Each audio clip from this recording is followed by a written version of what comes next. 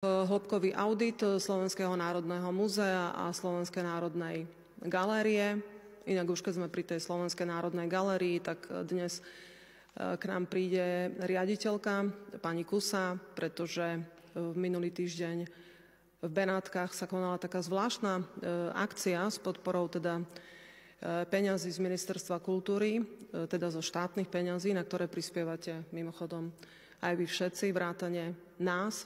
A robila sa tam taká nejaká protislovenská aktivita, tak pevne verím, že pani riaditeľka nám povie viac k tomuto.